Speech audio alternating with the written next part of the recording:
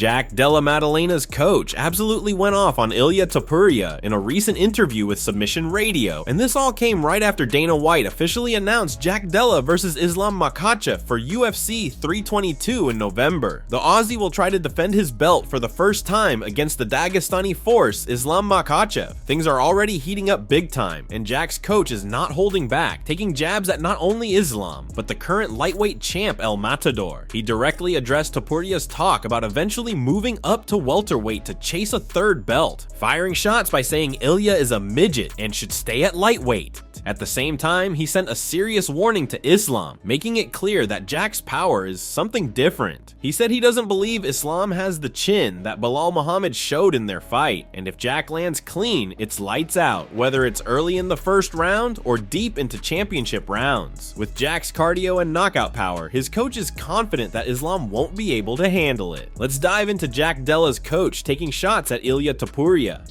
Got Ilia Topuria, the lightweight champ. He's been trying to get up to welt. He wants to go up to welterweight, fight for that belt as well. What's your reaction? Like, he wants one more title defense, then he wants to basically move up and fight at welterweight. What would your reaction be if he was one of the next guys for you? He's my height, and I'm a midget. He needs to stay where he is. It would be a very bad decision for him to come up and fight Jack. They're the same fighter, essentially. He's just a midget and Jack's a bit bigger, you know. They do a lot of the same things very well, and I love Ilia. He's one of my favorite fighters to watch because I think he fights like Jack, you know. They're very similar. So, but I don't think he has any business jumping up 2 weight classes and fighting Jack. We know for a fact if Jack clips someone clean on the chin, they can go over. So it could happen in the first minute. It could happen in the 24th minute. Jack likes long fights. You know, he likes to be in there. But obviously we're not getting paid for overtime. So if the opportunity arises, we're happy to take it.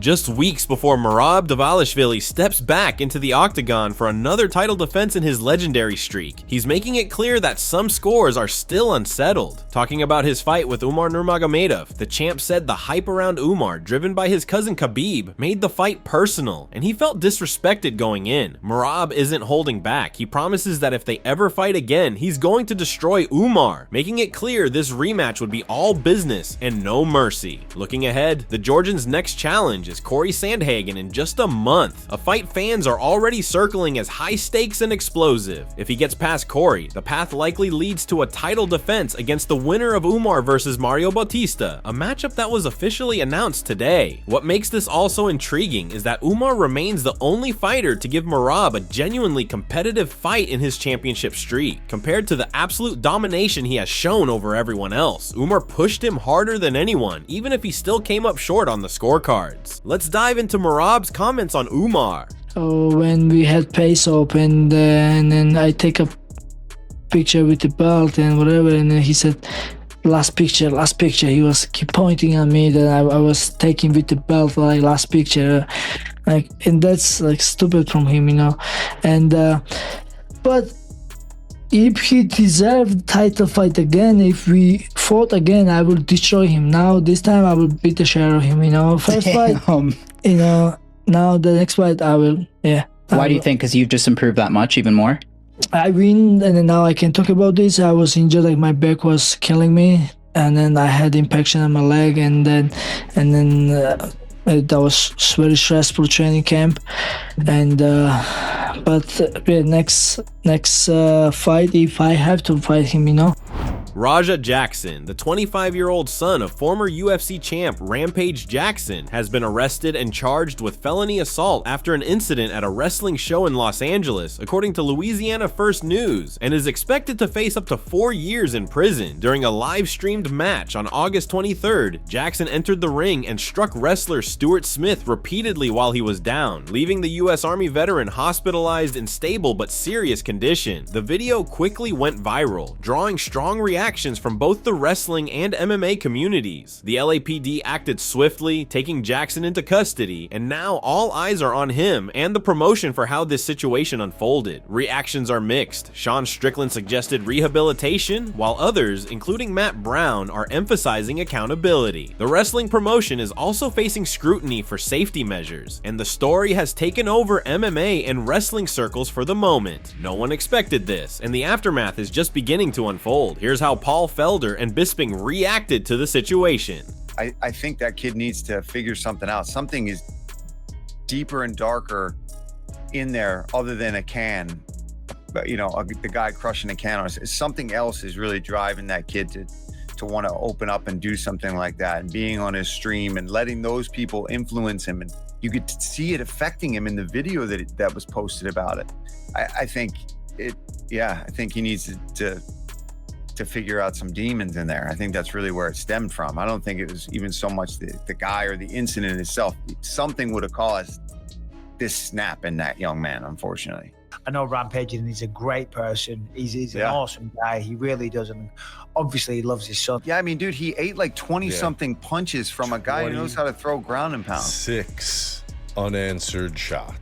Aljamain Sterling is calling for a title shot, and he's not holding back, explaining why he deserves it more than Lerone Murphy, even after Murphy's highlight reel knockout over a newcomer, Aaron Pico. Aljo is coming off a one-sided beatdown of Brian Ortega, and while most fans are already pointing to Murphy as the next guy to face Volkanovski because he's undefeated and has that insane knockout, Sterling's argument is solid. He just beat a legitimate top contender in Brian Ortega, a fighter with a history of title fights and extensive UFC experience, while Pico, who Murphy finished, hasn't really done anything in the UFC or Bellator, according to Aljo. On top of that, Sterling has stacked up an impressive resume in the featherweight division, taking out big names like Calvin Kattar and Ortega, and has a razor-close loss to Movsar Evloev, an elite wrestler who's one of the toughest in the division. Aljo also revealed a sparring session between himself and Alex Volkanovski, revealing that Volk actually busted him up bad and taught him some techniques afterwards. I know some people were like trying to discredit the win, saying like you couldn't even finish a half-dead Brian Ortega, and I'm like, which one of these guys have finished a Brian Ortega? He's got one doctor stoppage in his entire career. Shooting, like feinting and touching the leg, he didn't react at all. He was just literally waiting for me to take the single so he could look for his guillotine. I didn't take the bait. I think it's fair for some of the fans to be on both sides of the fence with me getting the next shot at Volkanovski. And Lerone Murphy had a highlight reel KO over a guy with no name in the UFC and no name in Bellator in regards to accolades. If I didn't beat Brian Ortega the way that I did, I would say it should probably be him. But now that I've beaten a guy who twice fought for the belt, gave Volkanovski a world of trouble, this guy was ranked, he's credible, he's done the work. I beat a guy who's credible and done the work. Lerone Murphy beat a guy in a spectacular fashion, but he also beat someone that you're kind of like, well, who did he beat? That's it from MMA Psycho. Thanks for watching. Don't forget to leave a like and subscribe for daily MMA news.